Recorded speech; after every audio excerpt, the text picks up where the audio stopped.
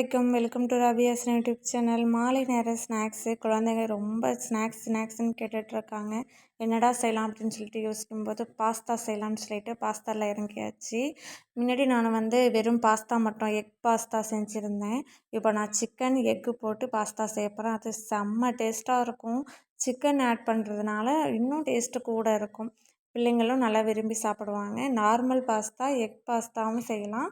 நம்ம சிக்கன் போட்டும் செய்யலாம். சிக்கன் போட்டு செய்கிறதுனால இன்னும் நல்லா சாப்பிட்றதுக்கு அவ்வளோ சுவையாக இருக்கும். வாங்க எப்படி செய்கிறதுன்னு பார்க்கலாம். நம்ம இன்ட்ரெஸ்டிங்காக வேலை பார்த்துட்ருக்கும்போது தான் கேஸ்லாம் காலியாகும். அப்போ தான் நம்ம அதை போய் மறுபடியும் சேஞ்ச் பண்ண வேண்டியதாக இருக்குது. அப்படி தான் நிறையா ஜாமான் காலியாக இருக்குது. அதையும் மறுபடியும் வேலை பார்த்துக்கிட்டே ஒரு ஒரு ஜாமாவாக நான் சேஞ்ச் பண்ணிக்கிட்டே இருந்தேன். கேஸ் சிலிண்டரும் காலியாகிடுச்சு. அதையும் மாற்றியாச்சு. இப்போ பாஸ்தாவை ஃபஸ்ட்டு ஒரு 10 மினிட்ஸ் நல்லா வேகணும். ரொம்ப வெந்துடக்கூடாது. ஒரு 10 மினிட்ஸ் போதும். அந்த சாப்பிட்ற பதம் ரொம்ப அழுத்தமாகவும் இருக்கக்கூடாது. ரொம்ப மாவு பதத்துலேயும் இருக்கக்கூடாது. கரெக்டாக ஒரு 10 மினிட்ஸ் வேக வச்சா போதும். அதுக்கப்புறம் வெந்ததுக்கப்புறம் நம்ம கொஞ்சமாக உப்பு, அதுக்கப்புறம் ஒரு 2 ஸ்பூன் ஆயில் சேர்த்து நல்லா வேக வச்சுட்டு அதை நம்ம வேறு ஒரு பாத்திரத்தில் வடிகட்டிடலாம். இந்த பாஸ்தா வேகும்போதே நம்ம வேறு ஒரு பேனில் முட்டை பொடி மாஸ் மாதிரி ஒரு 2 முட்டை 3 முட்டை நம்மளுக்கு எவ்வளோ பாஸ்தா சேர்க்குறோமோ அதுக்கு தகுந்த மாதிரி நான் 2 முட்டை வேறு ஒரு பேனில் நான் பொடி மாஸ் மாதிரி செஞ்சுருக்கேன். உப்பு மட்டும் தான் ஆட் பண்ணியிருக்கேன். வேறு எதுவுமே அந்த எக்கில் சேர்க்கலை. வேறு ஒரு பேன் எடுத்து பட்டர் சேர்த்துக்கலாம், ஆயில் சேர்த்துக்கலாம். பட்டர் இன்னும் நல்லா டேஸ்ட்டாக இருக்கும். ஆயில் ஒரு 3 ஸ்பூன் யூஸ் பண்ணியிருக்கேன். அதுக்கப்புறம் பட்டர் சேர்த்துருக்கேன். பட்டர் டிஃப்ரெண்ட் டேஸ்ட்டும் இருக்கும். நல்லா சாப்பிட்றதுக்கு வித்தியாசமாகவும் இருக்கும். இந்த மாதிரி பாஸ்தா ஐட்டத்துக்கெல்லாம் பட்டர் ஆப்ஷன் தான். நம்ம வேணுன்னா சேர்த்துக்கலாம். நெய் சேர்த்துக்கலாம் பட்டர் இல்லைன்னா. இல்லாட்டி ஆயில் கூட சேர்த்துக்கலாம். நம்ம விருப்பம்தான். நான் ஆயிலும் பட்டரும் சேர்த்துருக்கேன்.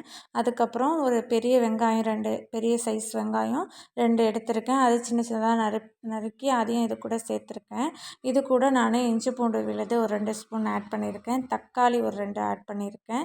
இது கட்டாயம் வெங்காயம் தக்காளி போட்டால் தான் அந்த பாஸ்தா நல்லா சுவையாக இருக்கும். இது கூட மசாலாவும் ஆட் பண்ணியிருக்கேன். என்னென்ன மசாலா ஆட் பண்ணியிருக்கேன்னு சொல்கிறேன். ஃபஸ்ட்டு வெங்காயம் போட்டுட்டு இஞ்சி பூண்டு பேஸ்ட்டு போட்டுட்டு நல்லா இஞ்சி பூண்டு பேஸ்ட்டும் வெங்காயம் நல்லா மிக்ஸ் ஆனதுக்கப்புறம் தக்காளி சேருங்க. தக்காளி கொஞ்சம் நல்லா வதங்கினதுக்கப்புறமா மசாலா சேர்க்கணும். இதுதான் மசாலா மிளகாய்த்தூள் காரமாக தான் இருக்கணும் நம்மளுக்கு பாஸ்தா. அதனால் மிளகாய்த்தூள் 2 ஸ்பூன் சேர்த்துருக்கேன். உங்களுக்கு இன்னும் காரமாக வேணும்னா நீங்கள் தாராளமாக இன்னும் 3 ஸ்பூன் சேர்த்துக்கலாம். அது கூட ஜீரகத்தூள் 1/2 ஸ்பூன், மஞ்சள்தூள் 1/4 ஸ்பூன் சேர்த்துருக்கேன். சிக்கன் மசாலா மேக்ஸிமம் சேர்த்து தான் ஆகணும். அப்போ தான் சூப்பராக இருக்கும். அது ஒரு 2 ஸ்பூன் சேர்த்துக்கலாம். இது கூட சிக்கனையும் சேர்த்துருக்கேன். சின்ன சின்ன பீஸாக நறுக்கி சிக்கன் சேர்த்துருக்கேன். நான் சிக்கன் அந்த பீஸ் உங்களுக்கு வேணுங்கிற அளவு நீங்கள் சேர்த்துக்கலாம். பெருசாகவும் இதை விட பிக்காகவும் நீங்கள் சேர்த்துக்கலாம். இதை விட சின்ன சின்னதாகவும் நீங்கள் கட் பண்ணி சிக்கனை சேர்த்துக்கலாம். இது கூட பொடி மாஸ் வச்சுருந்தேன் இல்லையா, முட்டை பொடி மாஸ், அதையும் இது கூட சேர்த்துடலாம். மசாலா சிக்கனு எக்கு எல்லாமே மிக்ஸ் ஆகிற அளவுக்கு நம்ம நல்லா வதக்கிக்கலாம். வதக்கினதுக்கப்புறம் பாஸ்தா ஆல்ரெடி வேக வச்சு வடிகட்டி வச்சுருந்த பாஸ்தாவையும் இது கூட சேர்த்துடலாம். இது சிக்கன் மசாலா கண்டிப்பாக போடணும். நம்ம சிக்கனோடு சேர்த்து போடுறோம் இல்லையா, அது போட்டுட்டு எக்ஸ்ட்ரா நம்ம பாஸ்தா போடும்போது ஒரு 1/4 ஸ்பூன் போடுங்க. மசாலா தான் இதில் ஹைலைட்டே. நம்ம சிக்கன் மசாலா கொஞ்சம் ஜாஸ்தி சேர்க்கறதுனால, காரம் கொஞ்சம் ஜாஸ்தி சேர்க்கறதுனால சாப்பிட்றதுக்கு இன்னும் நல்லா டேஸ்ட்டாக இருக்கும். லாஸ்ட்டாக மல்லிக்கீரை அந்த இதை நம்ம கொஞ்சம் சின்ன சின்ன பீஸாக கட் பண்ணி அதையும் மேலே அழகாக தூவி விட்டுறலாம். ரொம்ப டேஸ்ட்டாக இருக்கும். மாலை நேரத்தில் நம்ம சாப்பிட்லாம். நைட் கூட டின்னருக்கு இதையும் நம்ம ஃபுட்டோடு சேர்த்து நம்ம ஷேர் பண்ணி சாப்பிட்லாம். அந்த மாதிரி ஒரு ஏற்ற ஃபுட்டு தான் இந்த எக் சிக்கன் பாஸ்தா.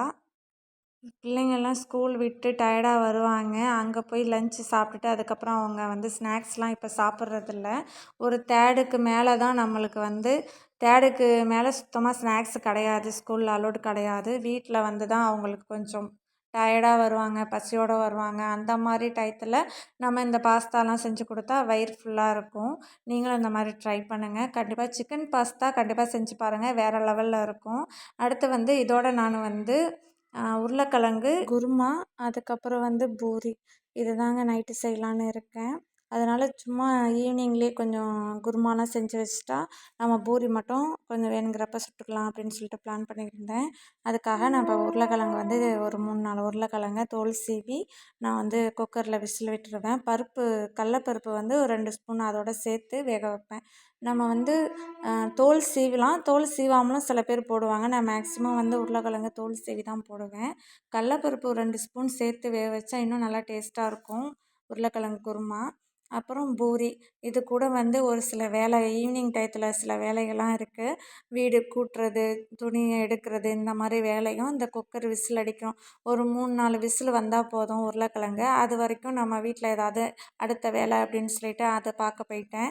வீடு ரொம்ப என் பையன் டெய்லி வீடு கூட்டினாலும் காலையில் கூட்டியிருப்பேன், ஈவினிங் அவன் வருவான், நைட்டு ஒரே குப்பையாக இருக்கும். எப்படி தான் குப்பை இருக்குன்னு தெரியாது. குழந்தைங்கள இருக்கிற வீட்லேயே இப்படி தான். இவன் ரொம்ப அவன் இஷ்டத்துக்கு குப்பையை போட்டுக்கிட்டே இருப்பான். எனக்கு கொஞ்சம் டென்ஷன் ஆகும். இப்போ தான்டா காலையில் வீடு கூட்டினேன், நாளைக்கும் கூட்டணும்.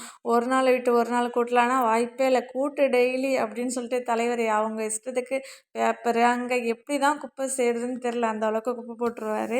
நம்மளுக்கு அதுக்கு அதெல்லாம் கூட்டி முடிச்சுட்டு இந்த விசில் வர நேரத்தில் என்னென்ன வேலை பார்க்கலாம் அப்படின்னு சொல்லிட்டு அந்த மாதிரி பிளான் பண்ணியிருந்தேன்.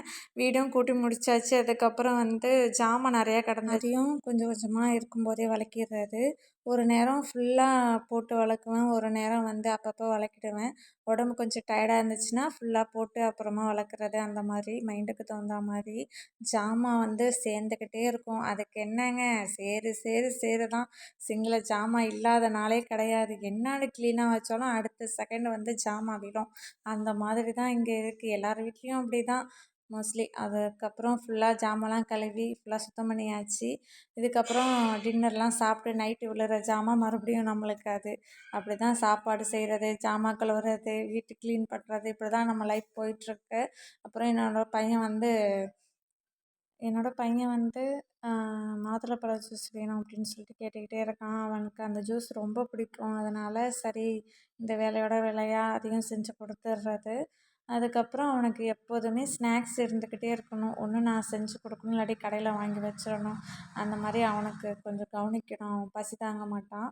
அப்புறம் வீட்டில் வந்து காலைல துவைச்ச துணியெல்லாம் எடுத்துகிட்டு வந்து மடிக்க ஆரம்பிச்சிட்டேன். அதையும் நம்ம தான் மடிக்கணும். அதெல்லாம் மடித்து எங்கெங்கே வைக்கணுமோ அதே மாதிரி அங்கங்கே வச்சாச்சு. இப்படி தான் ஈவினிங் டயத்தில் எனக்கு போகும்.